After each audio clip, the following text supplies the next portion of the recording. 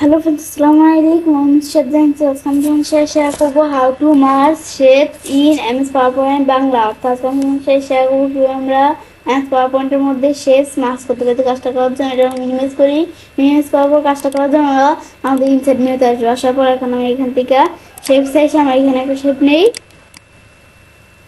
ব্যাস শেপস নেওয়ার পরে এখন আমি ধরো এই শেপসটা একরকম কালার দিলাম। দেওয়ার পর আমি এখান থেকে এসে আমরা এখান থেকে আরেকটা শেপস নিব। ব্যাস এটা আমি ধরো এরকম একটা শেপস নিলাম। তারপরে এটার মধ্যে আমি ধরো আবার আলাদা একটা কালার দিলাম। দেওয়ার পরে এখন আমি যে দুইটা শেপ আছে দুইটা শেপ উপরে আমি ধরো এই শেপটার উপরে এটা রাখলাম। রাখার পরে এখন আমাদের বিষয়টা করব, সেই ক্ষেত্রে আমি ধরো এটা সিলেক্ট করলাম, পরে এটা সিলেক্ট করলাম। তারপর আমি এখন যদি বিষয়টা করতে চাই তো এই যে মার্জ শেপস আমি এখানে ক্লিক করি। তো এখন আমাদের দেওয়া আছে ইউনিকর্ন। এটা দিলে কি কাজ করে, আমি ধরো এই শেপসটা কিন্তু আগে সিলেক্ট করছি, পরে কন্ট্রোল প্রেস করে এটা সিলেক্ট করছি। এখন আমি মার্জ শেপ চাইছি, ইউনিকর্ন দিলে কিন্তু এইখানে এই শেপসটা আগে আমাদের সিলেক্ট করে এটা পরে সিলেক্ট করছি, সেক্ষেত্রে ইউনিকর্ন দিলে এই শেপসটা যেরকম কালার এটারও সেরকম কালার হয়ে যাবে। পরে আমি যদি কম্বাইন দিই, কম্বাইন দিলে ধরো এই যেরকম হোয়াইট কালার হয়ে যাবে। কম্বাইন দিলাম এদের এরকম হোয়াইট কালার হয়ে গেল। এটা আমি দেখলাম কি কাজ করে। ব্যাস দেখার পর আবার এটা আগে সিলেক্ট করা আছে, এটা পরে সিলেক্ট করা আছে। এখন আমি মার্জ শেপ হিসেবে আমরা এই যে এটা দিই, এটা কি কাজ করে আমাদের এই যে এখান থেকে ফ্রেমমেন্ট এটা দিলে কি কাজ করবে, আমি ধরো এই যে এইটুকু একটা অংশে পরিণত হবে, এইটুকু একটা অংশে পরিণত হবে, এইটুকু একটা অংশে পরিণত হবে। এটা হচ্ছে আমাদের এই বিষয়টা কাজ করে। এটা আমি দেখলাম কি কাজ করে।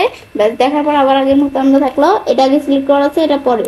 এখন আমি যদি আমরা কি করি, এখন আমাদের আবার মার্জ শেপে আসার পরে যদি আমরা এটার পর আমরা যদি এই যে এটা দেই, দেওয়া আছে কি ইন্টারসেক্ট, এটা দিলে এদের আমাদের যেইটুকু অংশ ইন্টারসেক্ট দিলে কি কাজ করে, আমাদের ইন্টারসেক্ট আর সাবজেক্ট আমি যদি ইন্টারসেক্ট দেই তো যেইটুকু অংশ ঢাকা আছে এটা না আগে সিলেক্ট করে এটা পরে সিলেক্ট করছি, তো এই অংশটুকু এই যে এই শেপটুকু এটার কালার হয়ে যাবে। আর কালার হওয়ার পরে এটা দিলে এদের এরকম চলে আসবে, এরকম চলে আসবে, যেটুকু ঢাকা আছে সেটুকু শুধু দেখাবে। এটা হচ্ছে মূলত এই বিষয়টা। এটা আমি দেখলাম কি কাজ করে, এই যে আমাদের এদিকে আসার পরে ইনটেক্স দিলে যেটুকু ঢাকা আছে মানে সেটুকুই শুধু দেখাবে। এটা কাজ করা হচ্ছে এই যে এতটুকু দেখাবে। পরে যে সাবজেক্ট দিলে কি কাজ করবে, উল্টাটা এই আমাদের কিন্তু এভাবে দেখাচ্ছে, যেটুকু ঢাকা আছে শেপটা যে শেপটা দিয়ে ঢাকা আছে সেই শেপসটা কিন্তু দেখাইতেছে না, এরকম হোয়াইট কালার দেখাইতেছে। ব্যাস এটা আমি দেখলাম কি কাজ করে। দেখার পর আবার এখানে আসি। ব্যাস এটা আমি দেখলাম এই বিষয়গুলো কি কাজ করে।